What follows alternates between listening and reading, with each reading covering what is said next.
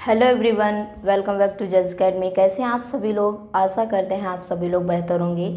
स्वागत है आपका आपके अपने परिवार जज अकेडमी में।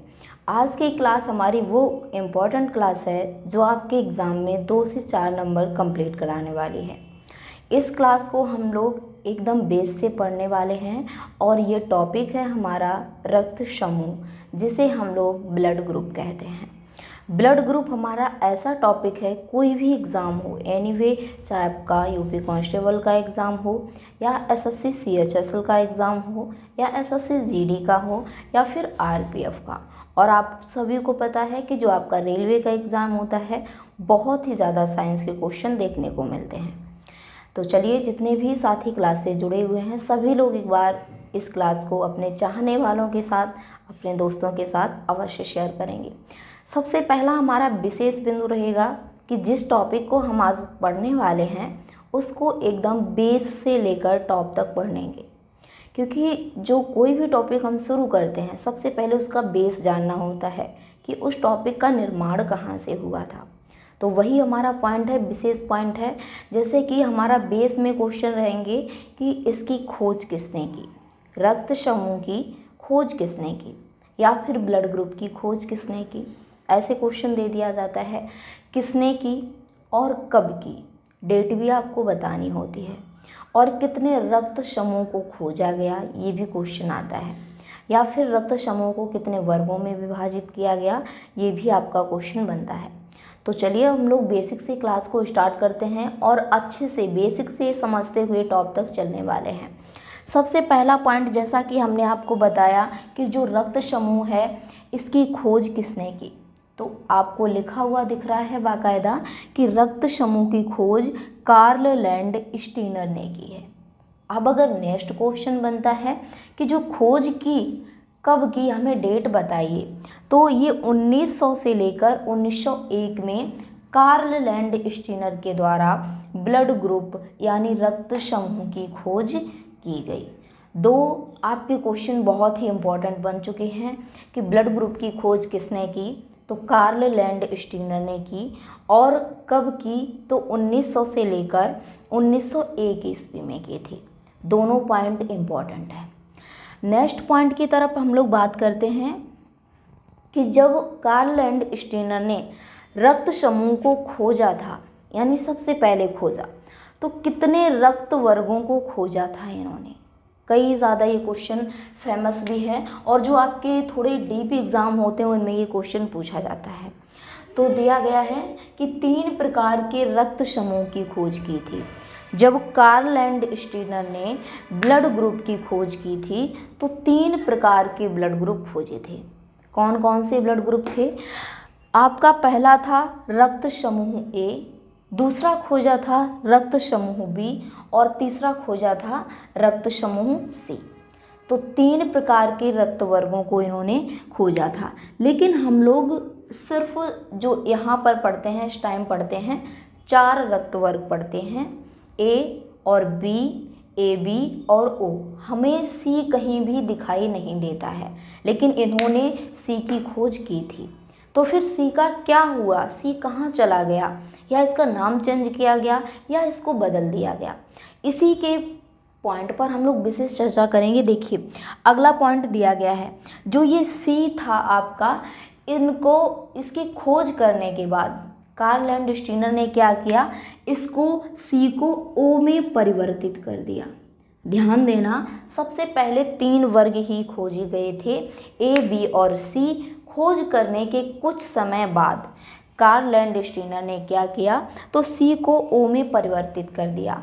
अब आपको पता चल गया 3 वर्ग हो गए आपके, पहला ए, दूसरा बी और तीसरा ओ। लेकिन वर्तमान में हम ए बी भी पढ़ते हैं, तो ए बी की खोज किसने की ये भी जान लेते हैं। अगला पॉइंट देखो, विशेष दिया गया है कि मेडिसिन के क्षेत्र में 1930 में नोबेल पुरस्कार दिया गया। और कब दिया गया, तो 1930 में दिया गया।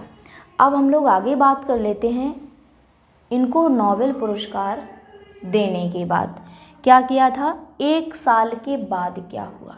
तो ध्यान से देखना, 1 साल बाद इनके 2 साथी कौन कौन से थे, अल्फ्रेड बान डिकास्टेलो और ऑस्ट्रियो स्टर्नली, ठीक है, स्टर्ली, ये 2 वैज्ञानिक थे जो कि किसके, कार्ल लैंडस्टीनर के साथी थे, उनके मित्र थे, दोस्त थे। इन्होंने 1 साल के बाद देखा कि हमारे दोस्त ने रिसर्च किया है, क्यों ना हम इस रिसर्च को थोड़ा और आगे बढ़ाएं और कुछ नया प्रोग्रेस करें इसमें।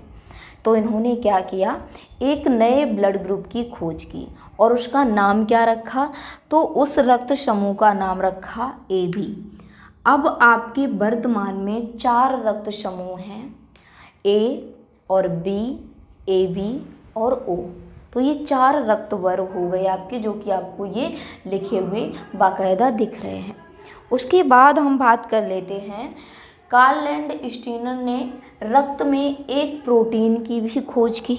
बहुत इम्पॉर्टेंट है कि कार्ल लैंडस्टीनर ने रक्त में किस प्रोटीन को खोजा, तो कार्ल लैंडस्टीनर ने रक्त में ग्लाइकोप्रोटीन की खोज की। बहुत ज़्यादा इम्पॉर्टेंट है, क्वेश्चन कभी आता है कि रक्त में कौन सी प्रोटीन पाई जाती है, तो ग्लाइकोप्रोटीन रक्त में पाई जाती है। उसके बाद अगला पॉइंट देख लेते हैं, बहुत ही इम्पॉर्टेंट है, RBC और प्लाज्मा। अच्छा, रक्त जो समूह है, ब्लड ग्रुप है, इसको हम किसके माध्यम से पता लगा पाते हैं, थोड़ा टॉपिक और आगे बढ़ाते हैं और चर्चा करते हैं कि रक्त समूह का हम पता कैसे लगाते हैं कि किसी इंसान का ब्लड ग्रुप कौन सा है। तो ध्यान देना, हम लोग RBC की सतह पर 2 एंटीजन पाए जाते हैं, RBC की सतह पर 2 एंटीजन पाए जाते हैं। कौन कौन से एंटीजन पाए जाते हैं, एंटीजन A और एंटीजन B। इन 2 एंटीजन के माध्यम से हम लोग किसी भी इंसान का ब्लड ग्रुप पता कर सकते हैं। तो कभी क्वेश्चन आता है कि रक्त समूह या फिर ब्लड ग्रुप का पता किसके द्वारा लगाया जाता है, तो एंटीजन के द्वारा रक्त समूह या फिर ब्लड ग्रुप का पता लगाया जाता है। उसके बाद नेक्स्ट बात कर लेते हैं, प्लाज्मा पर 2 प्रकार की एंटीबॉडी पाए जाते हैं।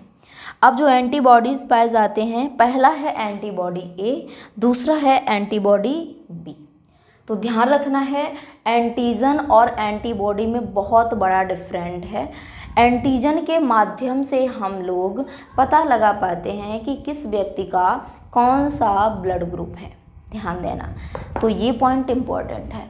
अब नेक्स्ट बात कर लेते हैं कि एंटीजन से रक्त समूह का पता लगता है। आपको विशेष पॉइंट दिख रहा है, देखो, जिसमें सिर्फ एंटीजन A होगा, इस प्रकार का रक्त समूह होगा, एंटीजन B हमारा इस प्रकार का रक्त समूह होगा।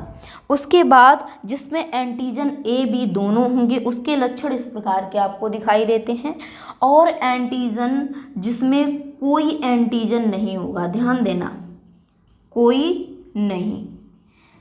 विशेष पॉइंट है, O ब्लड ग्रुप में कौन सा एंटीजन पाया जाता है, तो O ब्लड ग्रुप वाले व्यक्तियों में कोई एंटीजन नहीं पाया जाता है। मान लो हमने किसी व्यक्ति का चेकअप करवाया है और उसके जो RBC की सतह होती हैं उसमें कोई एंटीजन नहीं मिला, तो हम घोषित कर देते हैं कि इसका ब्लड ग्रुप O है। तो ध्यान देना, जिसका ब्लड ग्रुप O होगा उसमें कोई एंटीजन नहीं होगा। बाद बाकी एंटीजन 2 प्रकार के थे, एंटीजन A और एंटीजन B। एंटीजन A पाया जाएगा तो ब्लड ग्रुप A होगा, एंटीजन B पाया जाएगा तो ब्लड ग्रुप B होगा, और एंटीजन A B दोनों पाए जाएंगे तो ब्लड ग्रुप AB होगा, और एंटीजन अगर कोई नहीं पाया जाएगा तो ब्लड ग्रुप O होगा आपका। तो ये आपके विशेष पॉइंट हैं एग्ज़ाम के लिए। अब हम लोग आगे बात कर लेते हैं, ये किसको हम ब्लड दे सकते हैं और किससे ले सकते हैं, या फिर नेक्स्ट पॉइंट हमारा ये बनता है कि जो हमारा ब्लड होता है वो किस प्रकार का ब्लड होता है और कौन सा सर्वदाता होता है, कौन सा सर्वग्राही होता है। ये क्वेश्चन बहुत ही ज़्यादा एग्ज़ाम में आया हुआ है कि सर्वदाता रक्त वर्ग कौन सा होता है या रक्त समूह, या सर्वग्राही रक्त समूह कौन सा होता है। सर्वदाता का मतलब होता है जो सबको दे सकता है, और सर्वग्राही का मतलब होता है जो सबका रक्त ग्रहण कर सकता है। तो चलिए इसी पॉइंट पर हम लोग अब विशेष चर्चा करेंगे कि कौन किससे रक्त ले या दे सकता है, ये हमारा पॉइंट है। अब देखिए रक्त समूह जो O निगेटिव दिया गया है, ध्यान रखना रक्त समूह O कैसा है, निगेटिव है। सर्वदाता कहते हैं क्योंकि इसमें कोई एंटीजन नहीं होता है। हमने अभी आपको बताया किसी व्यक्ति का हम जब ब्लड चेक करेंगे अगर उसमें कोई एंटीजन नहीं होगा तो वो ब्लड ग्रुप कहलाता है O। और जो हम लोग ब्लड ग्रुप O होता है जो नेगेटिव वाला होता है ये सबको रक्त दे सकता है, यानी इसी को कहते हैं सर्वदाता। नेक्स्ट पॉइंट है हमारा सर्वग्राही। तो रक्त समूह जो सर्वग्राही है वो हमारा AB पॉजिटिव है। रक्त समूह जो सर्वदाता है यानी सबको देता है वो O नेगेटिव है, और जो सर्वग्राही है वो AB पॉजिटिव है। आपको दिख रहा होगा। इसे सर्वग्राही कहते हैं। क्यों कहते हैं? क्योंकि इसमें एंटीबॉडी नहीं होती है। जिसमें एंटीबॉडी नहीं होगी वो सभी का रक्त ग्रहण कर लेगा, तो उसे सर्वग्राही कहते हैं। तो इसके बाद हमारा विशेष पॉइंट है ब्लड ग्रुप जो दिया गया है, यानी किससे ले सकता है, उसके बाद किसको दे सकता है ये भी दिया गया है। तो ध्यान से समझते हुए चलना है। सबसे पहले आपका है ब्लड ग्रुप A। अब देखो ब्लड ग्रुप जो A होगा ये ले किससे सकता है, तो ये ब्लड ग्रुप A वाले से और O जिसका होगा उससे ये रक्त ले सकता है। नेक्स्ट पॉइंट हमारा बनता है कि दे किसको सकता है A वाला, तो A वाला A को भी दे सकता है, और जिसका ब्लड ग्रुप AB होगा उसको भी रक्त दे सकता है। तो दो व्यक्ति हैं जो A को दे सकते हैं और A से ये दोनों व्यक्तियों से ले भी सकता है। A को दे भी सकता है, ले भी सकता है, लेकिन O से ले सकता है, O को दे नहीं सकता। ध्यान देना। नेक्स्ट देखिए जो आपका B ब्लड ग्रुप है ये B और O से ब्लड ले सकता है, लेकिन दे किसको सकता है, B को दे सकता है या फिर AB को दे सकता है। ध्यान से समझते हुए चलना, कौन किससे ले सकता है कौन किसको दे सकता है, क्योंकि ये भी क्वेश्चन हमारा डीपली एग्जाम में बनने लगा है। उसके बाद ब्लड ग्रुप जो AB वाला दिया गया है ये A से भी ले सकता है और B से भी ले सकता है, O से भी ले सकता है और AB से भी। यानी कहने का मतलब है AB का हमने अभी आपको बताया था कि सर्वग्राही जो सभी का रक्त ग्रहण कर लेता है वो सर्वग्राही कहलाता है। उसके बाद दे किसको सकता है, तो दे सिर्फ AB को सकता है। सर्वग्राही जो होता है ये ले सबसे सकता है, लेकिन दे सिर्फ AB को ही सकता है। उसके बाद नेक्स्ट बात कर लेते हैं जो ब्लड ग्रुप O दिया गया है।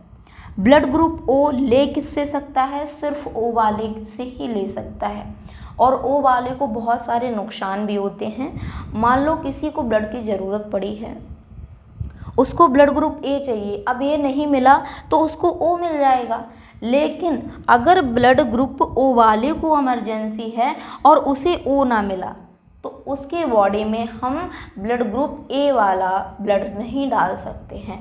इसलिए ध्यान रखना, जितने भी व्यक्ति ब्लड ग्रुप O से संबंधित हैं अपने शरीर की अच्छे से देखरेख और केयर करते रहें, ताकि ऐसी कोई भी चांस आपके लाइफ में ना आए। चलिए अब दे किसको सकते हैं, तो ध्यान रखना जो ये सर्वदाता है ब्लड O वाला सर्वदाता ये सबको दे सकता है। A को भी दे सकता है, B को भी दे सकता है, AB को भी दे सकता है और O को भी दे सकता है, इसीलिए इसको सर्वदाता कहा गया। कि माता पिता में रक्त समूह और बच्चों में संभावित रक्त समूह, यानी अगर माता का ब्लड ग्रुप A है पिता का B है तो बच्चों में संभावित ब्लड ग्रुप कौन सा होगा। इस प्रकार के क्वेश्चन भी कई सारे एग्ज़ाम में आते हैं, तो हम लोग इस पार्ट को बहुत अच्छे ढंग से कंप्लीट करेंगे। तो चलिए शुरू करते हैं। सबसे पहले हम लोग देखेंगे कि माता पिता का रक्त समूह।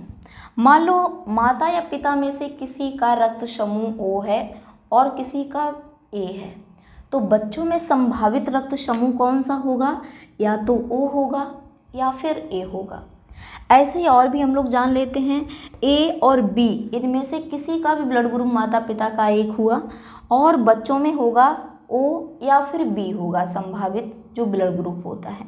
उसके बाद अगर माता और पिता में दोनों में O ब्लड ग्रुप दिया गया है तो बच्चों में भी कन्फर्म है ब्लड ग्रुप O ही होता है। उसके बाद अगर किसी एक में ब्लड ग्रुप ओ है और पिता में मान लो ब्लड ग्रुप बी है, तो बच्चे में संभावित होगा या तो ए ब्लड ग्रुप होगा या फिर बी ब्लड ग्रुप होगा। इसी प्रकार नेक्स्ट जान लेते हैं हम लोग, अगर माता और पिता दोनों में ब्लड ग्रुप ए दिया गया है तो संभावित जो ब्लड ग्रुप बनेगा या तो ए बनेगा या फिर ओ ब्लड ग्रुप बनेगा। ध्यान देना, अगर माता पिता दोनों का ब्लड ग्रुप बी भी है मान लो, तो बच्चे में संभावित या तो ब्लड ग्रुप बी होगा या फिर ओ होगा। दो संभावित ब्लड ग्रुप हैं, इन्हीं में से एक हो सकता है। उसके बाद अगर माता और पिता दोनों में बी ए बी और ए बी ब्लड ग्रुप हैं तो बच्चे में या तो ए होगा या बी होगा या फिर ए बी होगा। इन तीन में से कोई भी संभावित ब्लड ग्रुप हो सकता है। नेक्स्ट देख लेते हैं ए बी और ए, अगर ये ब्लड ग्रुप होंगे तो बच्चे में संभावित या तो ए होगा या बी होगा या फिर ए बी बनेगा जाके, तो ये संभावित ब्लड ग्रुप हैं। उसके बाद अगर माता पिता में ए बी हुआ और बी हुआ तो बच्चे में संभावित या तो ए होगा या बी होगा या फिर ए बी ब्लड ग्रुप होगा। उसी प्रकार अंतिम है, अगर माता या पिता में से किसी एक का ए है दूसरे का बी है तो बच्चे में संभावित होगा या तो ए होगा या बी होगा या तो फिर ए बी होगा या फिर ओ ब्लड ग्रुप होगा। तो ये बातें हमें ध्यान रखनी हैं और एग्ज़ाम के लिए पॉइंट भी बहुत सारे दिए गए हैं, वो भी याद रखने हैं। तो आज की ये इम्पॉर्टेंट क्लास, उम्मीद करते हैं आप सभी को क्लास समझ में आई होगी। तो ये क्लास सभी लोग एक बार शेयर करें, लाइक करें और चैनल को सब्सक्राइब करें। Thank you all of you.